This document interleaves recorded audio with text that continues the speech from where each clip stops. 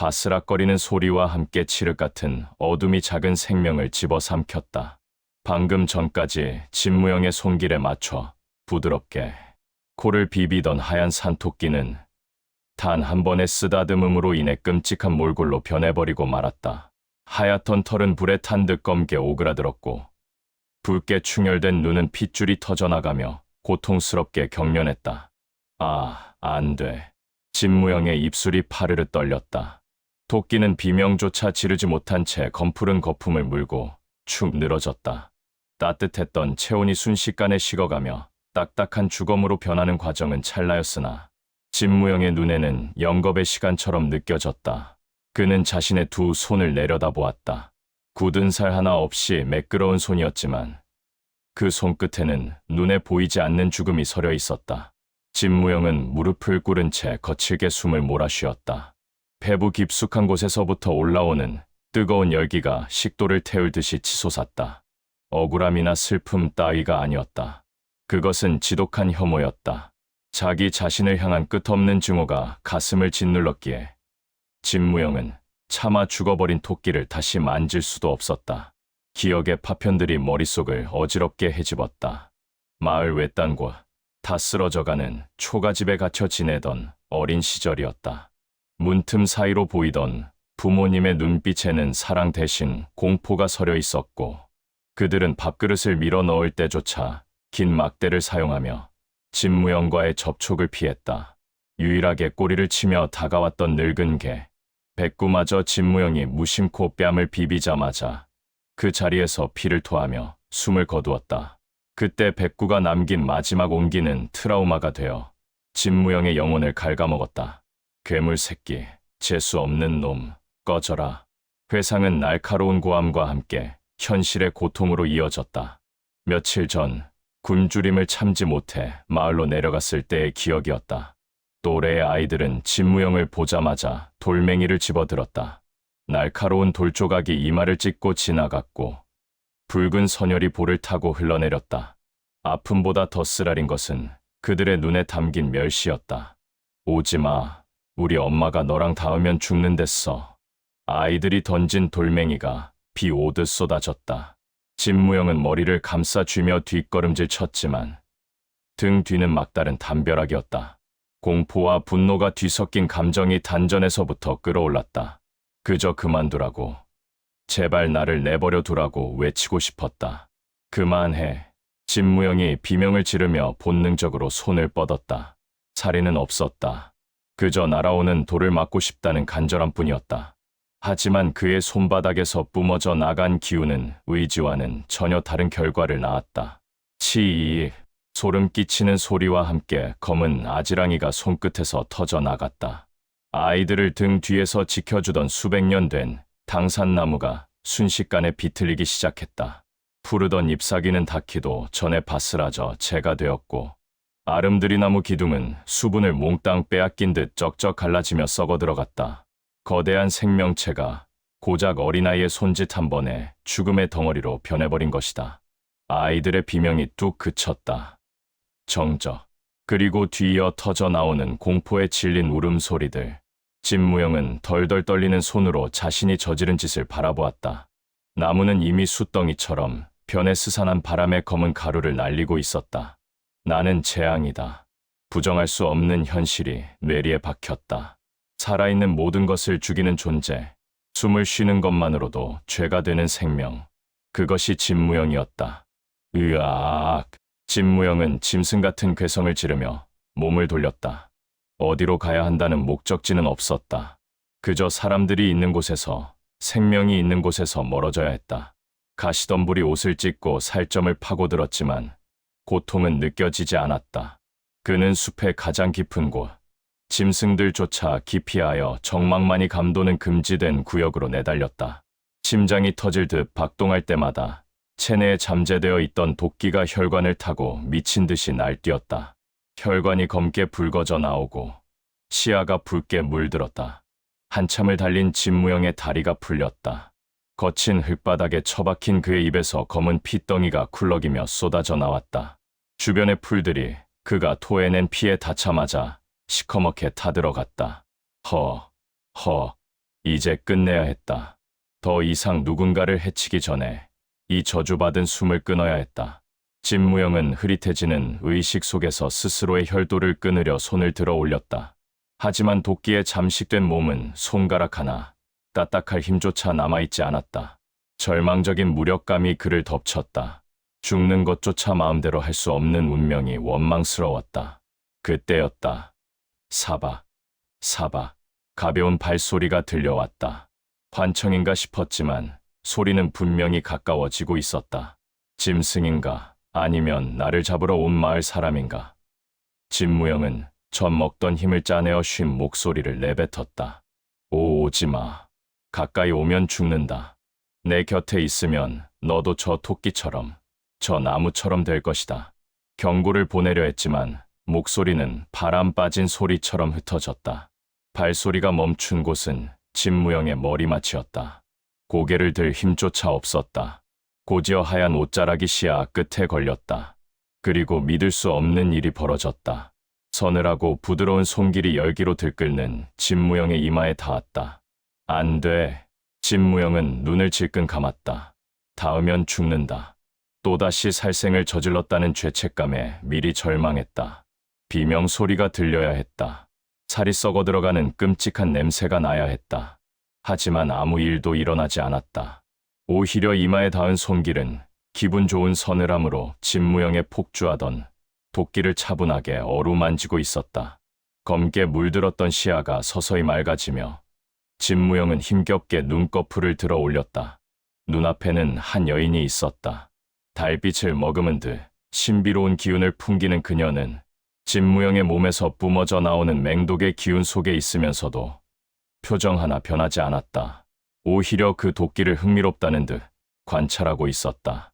세상 모든 것이 그를 거부하고 죽어갈 때 유일하게 죽지 않는 존재. 진무영의 눈에서 한 줄기 눈물이 흘러내려 흙바닥을 적셨다. 나는 태어나지 말았어야 했다. 진무영의 마지막 중얼거림을 끝으로 그의 의식이 깊은 어둠 속으로 가라앉았다. 눈을 떴을 때 가장 먼저 느껴진 것은 비릿한 피 냄새가 아닌 머리가 맑아지는 은은한 약초 향기였다. 진무영은 무거운 눈꺼풀을 힘겹게 들어 올렸다. 낯선 천장이 보였다. 썩어가는 나무나 차가운 흙바닥이 아닌 잘 깎인 석가래와 하얀 한지가 발린 정갈한 천장이었다. 몸을 일으키려던 진무영은 단전에서부터 치고 올라오는 통증의 신음을 흘렸다. 살아있었다. 그 끔찍한 도끼를 뿜어내고 숲을 죽음으로 몰아넣고도 질기게 숨이 붙어 있었다. 안도가 아닌 절망이 먼저 가슴을 짓눌렀다. 진무영은 황급히 자신의 몸을 살폈다. 찢어진 삼배옷 대신 깨끗한 무명옷이 입혀져 있었고 이마의 상처에는 시원한 고약이 발려 있었다. 누군가 그를 이곳으로 옮기고 치료까지 해준 것이다. 순간 진무영의 얼굴이 공포로 하얗게 질렸다. 누가 나를 만졌어? 자신을 만진 사람은 무사할 리가 없었다. 자신을 업고 이곳까지 온 사람이라면 이미 온몸이 썩어 문드러져 끔찍한 고통 속에 죽어갔을 터였다. 진무영은 덜덜 떨리는 손으로 이불을 걷어차고 자리에서 일어났다. 이곳에서 나가야 했다. 더 이상의 살생은 끔찍했다. 그가 비틀거리며 방문을 열자 눈부신 햇살과 함께 믿기 힘든 풍경이 펼쳐졌다. 온갖 기이한 형상의 꽃들과 약초들이 지천으로 널린 마치 성게와도 같은 화원이었다. 형형색색의 나비들이 춤을 추고 맑은 계곡물이 흐르는 이곳은 지옥 같은 진무영의 삶과는 너무나 동떨어진 세상이었다. 하지만 그 평화는 진무영의 발걸음 한 번에 깨져버렸다. 진무영이 툇마루를 딛고 화원 쪽으로 손을 뻗는 순간이었다. 그의 손끝에서 검은 아지랑이가 스멀스멀 피어올랐다. 근처에 피어있던 보랏빛 난초가 진무영의 기운을 감지하자마자 비명을 지르듯 잎을 말아 올렸다. 징그럽던 꽃잎은 순식간에 수분을 잃고 바싹 마른 잿빛으로 변해 바스러졌다. 그 광경을 목격한 진무영은 소스라치게 놀라 뒷걸음질 쳤다. 안 돼. 역시 변한 건 없었다. 아름다운 이곳조차 자신의 존재 하나로 순식간에 죽음의 땅으로 변할 것이 뻔했다. 진무영은 자신의 손을 가슴에 품고 몸을 웅크렸다. 숨을 쉴 때마다 도끼가 뿜어져 나와 주변의 생명을 앗아갈까봐 숨조차 크게 쉴 수 없었다. 그때 등 뒤에서 인기척이 느껴졌다. 일어났느냐. 어젯밤 숲속에서 들었던 그 차분하고 서늘한 목소리였다. 진무영은 흠칫 놀라며 뒤를 돌아보았다. 하얀 옷을 입은 여인이 쟁반에 김이 모락모락 나는 찻잔을 받쳐든 채 서 있었다. 햇살을 등지고 선 그녀는 마치 이 세상 사람이 아닌 듯 신비로워 보였다. 그녀의 이름은 현소진이었다. 차를 좀 다렸다. 도끼를 가라앉히는 데 도움이 될 게다. 현소진이 찻잔을 내밀었다. 맑은 녹색 빛깔의 차에서는 향긋한 내음이 피어올랐다. 하지만 진무영은 그 찻잔을 받을 수 없었다. 오지 마세요. 진무영이 쉰 목소리로 거부했다. 뒷걸음질 치는 그의 발밑에서 풀들이 검게 타들어갔다. 내 손에 닿으면 다 죽어요. 찻잔도 녹아버릴 거고 당신도 죽을 겁니다. 그의 눈동자는 공포와 죄책감으로 심하게 흔들리고 있었다. 어젯밤 그녀가 자신을 만지고도 멀쩡했던 건 기적이나 착각이었을 것이라 생각했다. 다시 닿는다면 이번에야말로 그녀를 죽일지도 모른다는 공포가 그를 지배했다. 하지만 현소진은 멈추지 않았다. 그녀는 찻잔을 옆에 있던 평상에 내려놓더니 천천히 진무영에게 다가왔다. 죽지 않는다. 오지 말라니까요. 제발. 진무영이 비명을 지르며 팔을 휘저었다. 감정이 격해지자 억눌러왔던 도끼가 폭발하듯 터져 나왔다. 검붉은 동무가 해일처럼 일어나 현소진을 덮쳤다. 보통 사람이라면 스치기만 해도 살이 녹아내릴 맹독이었다. 그러나 현소진은 눈 하나 깜짝하지 않았다. 그녀는 동무를 뚫고 들어와 진무영의 떨리는 손목을 낚아챘다. 단단하고 따뜻한 손길이 진무영의 손목을 감쌌다. 진무영의 눈이 커졌다. 비명도 타들어가는 소리도 들리지 않았다. 대신 기이한 현상이 벌어졌다. 현소진의 손바닥에서 뿜어져 나온 순백의 기운이 진무영의 검은 도끼와 맞부딪혔다. 백색 기운은 도끼를 억지로 찍어 누르는 것이 아니라 마치 더러운 물을 정화하듯 검은 기운을 부드럽게 감싸 안아 중화시키고 있었다. 진무영의 혈관을 타고 날뛰던 고통스러운 열기가 순식간에 가라앉았다. 태어나서 처음으로 느껴보는 편안함이었다. 내 몸에 흐르는 것은 단순한 독이 아니다. 현소진은 진무영의 눈을 똑바로 응시하며 말했다. 그녀의 눈빛에는 혐오가 아닌 깊은 연민과 호기심이 담겨 있었다. 만독지체, 만가지 독을 품고 태어나 세상 모든 독을 지배할 수 있는 저주받은 육신이지. 저주. 진무영이 힘없이 중얼거렸다. 역시 저주였다. 자신은 태어나지 말았어야 할 존재가 맞았다. 고개를 떨구는 진무영을 보며 현소진이 말을 이었다. 허나 독은 쓰기에 따라 가장 강력한 약이 되기도 한다. 사람을 죽이는 독초가 섞이면 사람을 살리는 영약이 되듯이 현소진의 손길을 타고 따스한 기운이 진무영의 심장 부근으로 흘러들었다. 그 온기는 얼어붙어 있던 진무영의 마음까지 녹이는 듯했다. 너는 재앙이 아니다. 그저 넘치는 힘을 다루는 법을 배우지 못했을 뿐이다. 제가 재앙이 아니라고요? 진무영의 목소리가 떨렸다. 부모조차 버렸던 자신이었다. 마을 사람들 모두가 괴물이라며 돌을 던졌다. 스스로도 자신을 혐오하며 죽기를 바랐다. 그런데 처음 보는 이 낯선 여인이 자신을 긍정해주고 있었다. 내 안의 독은 죽음이지만 또한 생명이 될 수도 있단다. 그 한마디가 진무영의 가슴에 꽂혔다. 참고 참았던 서름이 북받쳐 올랐다. 눈시울이 뜨거워지더니 굵은 눈물방울이 툭툭 떨어져 현소진의 하얀 손등을 적셨다. 눈물에는 독이 없었다. 그저 서러움과 안도감이 뒤섞인 투명한 액체일 뿐이었다. 진무영은 다리에 힘이 풀려 주저앉았다. 현소진은 그런 그를 억지로 일으켜 세우지 않고 그저 잡은 손을 놓지 않은 채 눈높이를 맞춰 앉았다. 진무영이라고 했느냐? 현소진이 부드럽게 물었다. 진무영은 눈물 범벅이 된 얼굴로 고개를 끄덕였다. 내 제자가 되어라. 내가 품은 그 도구로 세상을 죽이는 것이 아니라 세상을 치유하는 법을 가르쳐주마.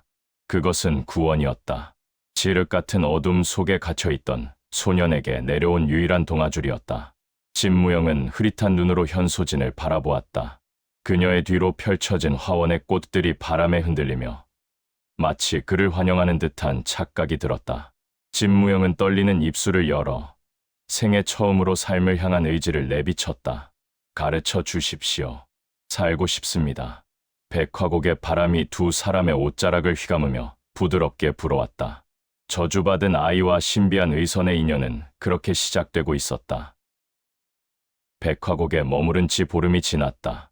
평범한 사람이라면 지상 낙원이라 불렀을 이곳이 진무영에게는 살얼음판 위를 걷는 것과 다름없었다. 그는 하루의 대부분을 서고 구석에 웅크리고 앉아 보냈다. 두 손에는 현소진이 구해다 준 두꺼운 가죽 장갑을 이중으로 끼고 그것도 모자라 소매를 길게 늘어뜨려 손끝 하나 보이지 않게 감쌌다. 혹여나 실수로라도 무심코 뻗은 손이 이 아름다운 계곡의 생명들을 앗아갈까 두려웠기 때문이다. 무영아. 서고의 문이 열리며 현소진이 들어왔다. 그녀의 목소리는 언제나처럼 차분하고 부드러웠으나 진무영은 조건반사적으로 어깨를 움츠리며 물러났다.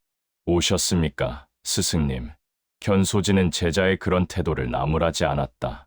대신 그녀는 한 알음 안고 온 서책들을 탁자 위에 내려놓았다. 오늘은 약초의 성질과 인체의 십이경맥에 대해 익힐 것이다. 준비되었느냐? 네, 준비되었습니다. 진무영은 안도했다. 직접 무언가를 만지거나 기운을 쓰는 것이 아닌 눈으로 보고 머리로 외우는 공부는 그가 할 수 있는 유일하고도 안전한 일이었다. 수업은 빠르게 진행되었다. 현소진이 약초 그림을 짚으며 설명을 시작하면 진무영은 스펀지가 물을 빨아들이듯 지식을 흡수했다. 그를 배운 적 없던 아이였지만 생존을 위해 발달한 감각은 비상한 기억력으로 이어졌다. 이것은 치엽일지어다. 잎이 7개고 줄기가 하나지. 독성이 있어 함부로 쓰면 장이 녹아내리지만 아주 적은 양을 법제하여 쓰면 막힌 혀를 뚫는 데 특효가 있다. 잎끝이 톱니처럼 거칠고 뿌리가 붉은 것이 특징이군요. 양지의 그늘진 곳에서 자란다고 적혀 있습니다. 진무영이 책에 적힌 내용을 토시 하나 틀리지 않고 읊자 현소진의 눈가에 옅은 미소가 번졌다. 기억력이 좋구나. 이론은 이만하면 되었다. 현소진이 책을 덮었다. 탁 하는 소리와 함께 서고 안에 묘한 긴장감이 감돌았다. 진무영은 본능적으로 다음 단계가 평소와 다를 것임을 직감했다. 이론을 알았으니 이제 실전으로 들어가야지. 지실전이라 하시면 내 몸 안의 기운을 운용하는 법이다. 현소진이 진무영의 앞으로 다가와 자리에 앉았다. 진무영의 눈동자가 흔들렸다. 몸 안의 기운. 그것은 곧 저주받은 도끼를 의미했다. 너에게 순환기공을 가르쳐주마. 내 단전에 고여있는 도끼를 혈맥을 따라 수만시키며 통제하는 신법이다. 못합니다. 진무영이 단칼에 거절했다. 아니, 그것은 거절이 아니라 비명에 가까운 거부였다. 그걸 건드렸다간 폭주할 겁니다. 숲에서처럼요. 스승님마저 다치게 할 수 없습니다. 나는 다치지 않는다 하지 않았느냐. 그래도 안 됩니다. 이 역겨운 기운을 제 의지로 움직이라니요. 차라리 평생 이렇게 장갑을 끼고 살겠습니다. 진무영은 자신의 아랫배를 감싸 쥐었다. 그곳, 단전 깊은 곳에는 언제 터질지 모르는 검은 웅덩이가 출렁이고 있었다. 그것을 끄집어내 혈관을 타고 흐르게 한다니. 상상만으로도 온몸의 피가 거꾸로 솟는 듯한 공포가 밀려왔다. 자신이 괴물임을 다시 한번 확인하는 꼴밖에 되지 않았다. 현소진은 말없이 자리에서 일어나 서고 밖으로 나갔다. 잠시 후 그녀가 다시 돌아왔을 때 그녀의 손에는 말라 비틀어진 약초 한 뿌리가 들려 있었다. 이것이 무엇으로 보이느냐? 죽은 풀입니다. 독초인 천남성 같군요. 그래, 독초다. 뿌리에 맹독이 있어 먹으면 목이 타들어가고 숨이 끊어지지. 헌데 무영아. 현소진은 그 흉측한 독초를 진무영의 코앞으로 들이밀었다. 이 독초가 왜 독을 품었는지 아느냐? 진무영은 대답하지 못했다. 자신을 지키기 위해서다. 연약한 풀이 짐승들에게 먹히지 않고 살아남기 위해 품은 생존의 힘이지. 그리고 이 독을 잘 다스리면 중풍을 고치고 가래를 사기는 귀한 약재가 된다. 현소진의 손끝에서 하얀 기운이 흘러나와 말라비틀어진 첫 남성을 감쌌다. 그러자 죽은 줄 알았던 뿌리에서 미세한 생명의 기운이 느껴지기 시작했다. 세상에 나쁜 힘은 없다. 쓰기에 달렸을 뿐. 그녀의 시선이 진무영의 흔들리는 눈동자를 꿰뚫었다. 내 안의 독을 혐오하지 마라. 그것은 너를 지키기 위해 내가 태어날 때부터 품고 나온 힘이다. 내가 그 힘을 거부할수록 독은 너를 잡아먹으려 들 것이다. 제가 독을 이길 수 있을까요? 이기는 것이 아니다. 현소진이 진무영의 가죽 장갑 낀 손을 덮어잡았다. 독을 피하지 말고 독의 주인이 되어라. 친구가 되고 손발이 되어라. 그러면 그 힘은 너를 해치지 않고 오히려 너와 세상을 살리는 가장 강력한 무기가 될 것이다. 독의 주인, 진무영의 머릿속에 번개가 치는 듯했다. 지금까지는 이 힘을 억누르고 없애야 할 대상으로만 여겼다. 하지만 스승은 그것을 받아들이라 말하고 있었다. 진무영은 떨리는 손으로 장갑을 벗었다. 창백한 맨손이 드러났다. 해보겠습니다. 그는 자리에 가부좌를 틀고 앉았다. 눈을 감자 칠흑 같은 어둠 속에서 검푸른 독의 바다가 넘실거리는 것이 느껴졌다. 예전 같았으면 공포에 질려 도망쳤을 광경이었다. 피하지 않는다. 진무영은 의식을 집중하여 그 검은 바다 한가운데로 뛰어들었다. 차갑고 끈적한 도끼가 영혼을 집어삼킬 듯 달려들었다. 고통스러웠다. 하지만 그는 물러서지 않고 현소진이 알려준 순환기공의 구결을 마음속으로 되뇌었다. 기는 마음을 따라 흐르고 독은 길을 따라 춤춘다. 그러자 기적이 일어났다. 날뛰던 도끼들이 진무영의 의지에 따라 서서히 방향을 틀기 시작했다. 마치 사나운 야생마가 주인의 고삐에 처음으로 반응하듯 미세하지만 분명한 흐름이 만들어졌다. 검은 기운이 단전에서 나와 척추를 타고 천천히, 아주 천천히 오르기 시작했다. 진무영의 이마에서 식은땀이 비 오듯 쏟아졌다. 그러나 그의 입가에는 희미한 미소가 걸려 있었다. 처음이었다. 이 지독한 저주가 자신의 뜻대로 움직인 것은. 현소진은 그 모습을 말없이 지켜보며 고개를 끄덕였다. 아이의 몸 주변으로 피어오르는 아지랑이가 더 이상 주변을 태우지 않고 그저 고요하게 일렁이고 있었다. 만독이 선, 전설의 시작을 알리는 작은 첫걸음이었다. 백화곡에 들어온 뒤로 계절이 2번 바뀌었다. 연녹색이던 산등성이는 짙은 녹음으로 우거졌다가 이제는 어느새 붉은 단풍이 하나둘 물들기 시작하는 가을의 문턱에 서 있었다. 그 시간 동안 백화곡의 고요함은 종종 날카로운 비명과 거친 신음으로 깨지곤 했다. 서고에 틀어박혀 이론을 익히던 창백한 소녀는 이제 없었다. 대신 계곡 가장 깊은 곳, 뼈가 시리도록 차가운 폭포수 아래의 바위 위에 한 사내가 짐승처럼 웅크리고 있었다. 으드드, 진무영의 이새에서 새어나오는 소리는 사람의 것이라기보다 상처 입은 늑대의 울음소리에 가까웠다. 쏟아지는 폭포수가 그의 어깨와 등짝을 사정없이 때렸지만 그는 미동조차 하지 않았다.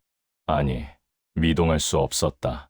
그의 몸 안에서는 외부의 충격과는 비교조차 할 수 없을 만큼 거대하고 끔찍한 전쟁이 벌어지고 있었기 때문이다. 순환기공. 스승 현소진이 건네준 이 신법의 요체는 단순했다. 독을 억누르지 말고 흐르게 하라. 독 또한 기의 일종이니 혈맥을 따라 순환시키며 그 흐름을 통제하라. 말은 쉬웠다. 이론도 완벽했다. 하지만 그것을 실천에 옮기는 것은 뼈를 깎고 살을 발라내는 고통을 수반하는 일이었다. 진무영의 단전 깊은 곳에 따리를 틀고 있는 맹독은 마치 자의식을 가진 사악한 뱀처럼 혈맥을 타고 흐는 것을 거부하며 미친 듯이 날뛰었다. 참아야 한다. 여기서 밀리면 나는 영원히 괴물이다. 진무영은 피가 맺히도록 입술을 깨물며 의식을 집중했다. 감은 눈앞에 칠흑 같은 어둠이 펼쳐졌다. 그 어둠 속에서 검푸른 도끼의 강이 출렁거렸다.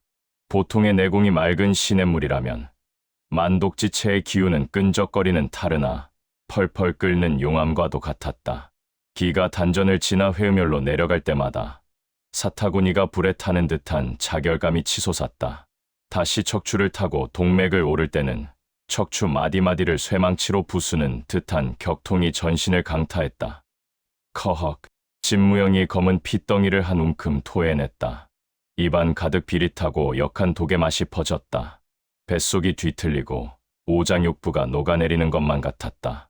당장이라도 수련을 멈추고 편해지고 싶다는 유혹이 귓가를 맴돌았다. 하지만 그럴 때마다 뇌리를 스치는 기억들이 있었다. 검게 타들어가던 토끼의 눈망울, 자신을 향해 돌을 던지던 아이들의 공포에 질린 표정, 그리고 자신을 혐오하며 스스로 목숨을 끊으려 했던 그 비참했던 밤. 다시는 돌아가지 않아.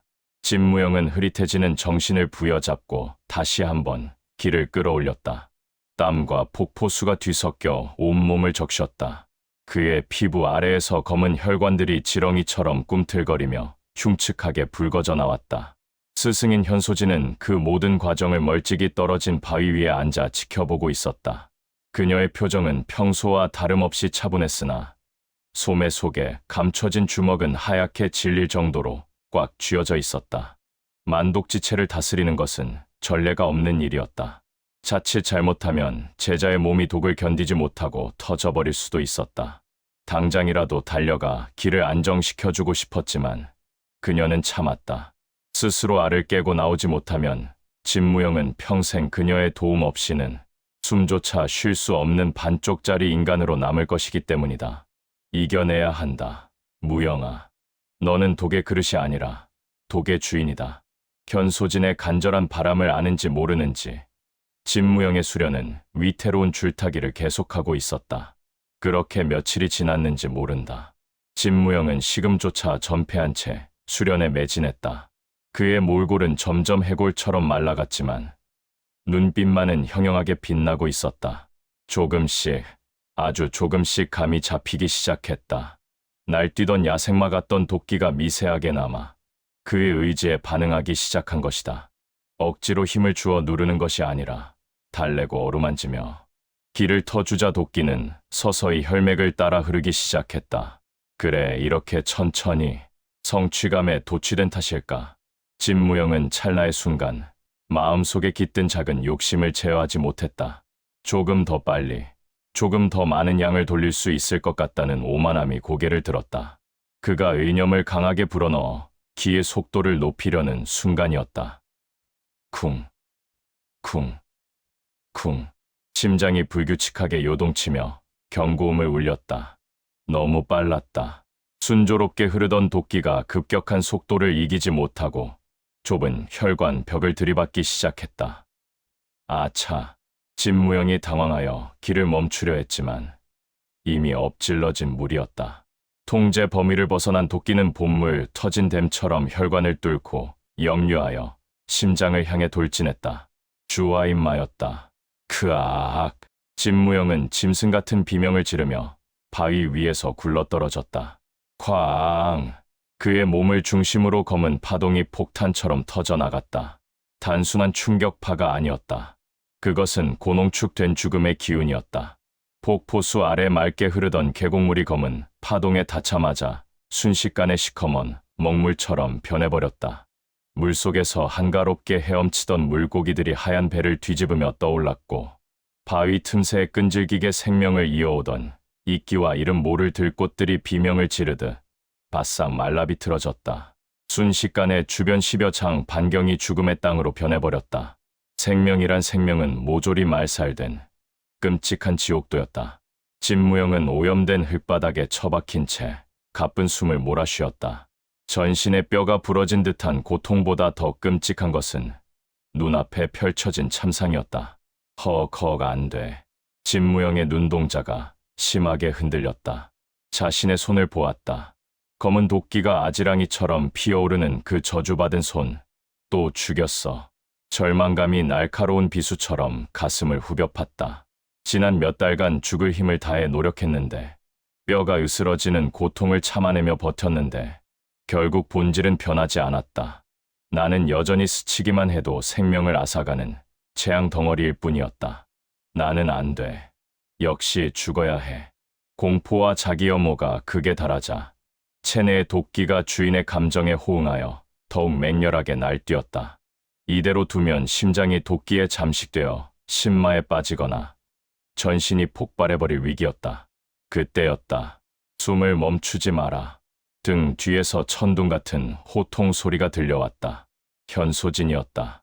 그녀는 도끼로 오염되어 시커멓게 변한 땅을 거침없이 밟고 다가왔다. 도끼가 그녀의 발목을 휘감으려 했지만 그녀의 몸에서 뿜어져 나오는 순백의 호신강기에 닿아 흩어졌다. 현소진은 주저없이 진무영의 등 뒤로 다가와 그의 등을 찰싹 내리쳤다. 팡! 매섭지만 정확한 타격이 등 뒤의 명문혈을 강타했다. 꽉 막혀있던 숨통이 억지로 트이며 진무영은 쿨럭하고 검은 핏덩이를 한 번 더 토해냈다. 스승님 오지 마십시오. 제가 또 망쳤습니다. 진무영이 울먹이며 몸을 움츠렸다. 하지만 현소진은 물러서지 않았다. 그녀는 강력한 악력으로 진무영의 어깨를 잡아 돌려 세웠다. 그리고 억지로 그의 고개를 들어 올려 주변의 참상을 똑바로 보게 했다. 보아라. 싫습니다. 보기 싫습니다. 똑바로 보란 말이다. 내가 한 짓을 외면하지 마라. 현소진의 서리빨 같은 일갈에 진무영은 억지로 눈을 떴다. 죽어버린 물고기, 검게 타버린 풀, 썩은 냄새가 진동하는 계곡. 스승님 죄송합니다. 저는 구제불능입니다. 누가 결과를 보라 하더냐. 과정을 보라 했다. 현소진의 목소리가 조금 누그러졌다. 그녀는 진무영의 명치와 단전을 번갈아 짚으며 기의 흐름을 읽었다. 물이 넘치면 둑을 더 높이 쌓으면 된다. 길이 막히면 뚫으면 그만이다. 한 번 무너졌다고 해서 댐을 포기할 텐가. 내 안의 독은 내가 겁을 먹는 순간 너를 집어삼키려 들 것이다. 놈에게 지지 마라. 놈보다 더 독해져라. 현소진의 손끝에서 따스하고 맑은 기운이 흘러들어왔다. 엉망으로 꼬여있던 진무영의 기혈이 스승의 도움으로 제 자리를 찾아가기 시작했다. 실패는 죄가 아니다. 포기하는 것이 죄다. 다시 하거라. 스승의 단호한 눈빛이 흔들리던 진무영의 정신을 붙잡았다. 진무영은 멍하니 현소진을 바라보다가 거칠게 소매로 입가에 묻은 피를 닦아냈다. 그래. 여기서 멈추면 나는 평생 동굴 속에 숨어 사는 괴물로 늙어 죽을 것이다.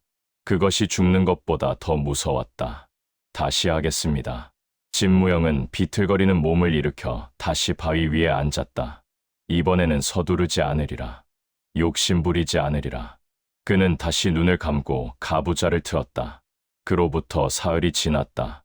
진무영은 꼬박 사흘 밤낮을 꼼짝도 하지 않고 명상에 잠겨 있었다. 비가 와서 몸을 적셔도 밤바람이 살을 내는 추위를 몰고 와도 그는 석상처럼 움직이지 않았다. 오로지 내면의 도끼와 끝이 보이지 않는 사투를 벌이고 있었다. 처음에는 격렬하게 저항하던 도끼도 진무영의 끈질기고 집요한 의지에 서서히 지쳐가고 있었다. 진무영은 독을 억지로 굴복시키려는 마음을 버렸다. 그저 내 몸의 일부인 피처럼, 숨처럼 자연스럽게 받아들이기로 했다. 흐른다. 머릿속에 시원한 바람이 불어오는 듯한 감각이 깨어났다. 단전에서 시작된 검은 기운이 아주 얇은 실타래처럼 풀려나와 혈맥을 순환하기 시작했다. 이번에는 고통이 없었다. 오히려 전신의 활력이 도는 기이한 쾌감이 느껴졌다. 뜨겁지도 차갑지도 않은 그 오묘한 기운은 진무영의 전신을 한 바퀴 돌아 다시 단전으로 돌아왔다. 대주천의 완성. 진무영이 천천히 눈을 떴다. 그의 깊고 검은 눈동자 속에서 신비로운 자색 광망이 은은하게 번뜩였다가 사라졌다. 그는 조심스럽게 오른손을 들어 올렸다. 떨리는 마음을 진정시키며 검지와 중지를 모으자 체내를 순환하던 도끼가 손끝으로 모여들었다. 치치치. 미세한 소리와 함께 손가락 끝에 검은 액체 방울이 맺혔다. 닿는 즉시 살을 태우고 뼈를 녹이는 천하의 맹독이었다. 하지만 놀랍게도 그 독은 완벽한 구의 형태를 유지하며 진무영의 피부를 전혀 상하게 하지 않았다. 오히려 손끝에서 영롱하게 빛나며 주인의 명령을 기다리고 있었다. 완벽한 통제였다. 독이 몸 밖으로 새어나오지 않고 오직 그가 원할 때 원하는 곳에만 머물게 된 것이다. 진무영은 천천히 자리에서 일어났다. 며칠 전 자신이 폭주하여 죽여버린 땅 가장자리에 용케 도끼를 피해 살아남은 작은 야생화 한 송이가 보였다.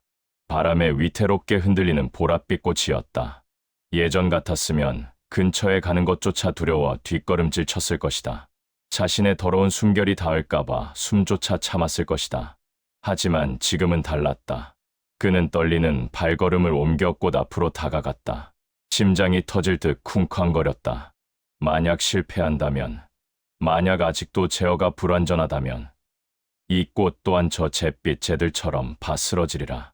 진무영은 숨을 크게 들이쉬고 손을 뻗었다. 도끼가 맺혔던 오른손이 아닌 기운을 완전히 갈무리한 왼손이었다. 손끝이 부드러운 꽃잎에 닿았다. 제발, 시간이 멈춘 듯했다. 꽃은 시들지 않았다. 검게 변하지도 않았다.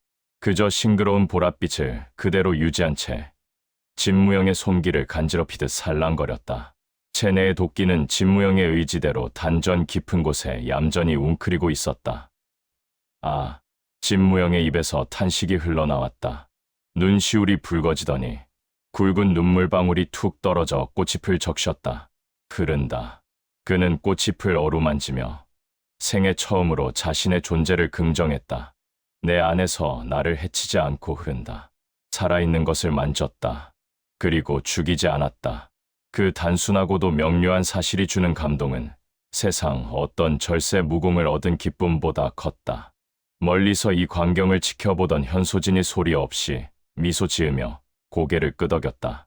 괴물이 인간으로, 그리고 인간을 넘어선 무언가로 다시 태어나는 순간이었다.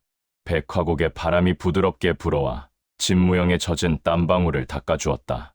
이제 그의 앞에는 진정한 만독이 선으로 가는 길고도 험한, 그러나 빛나는 길이 펼쳐져 있었다.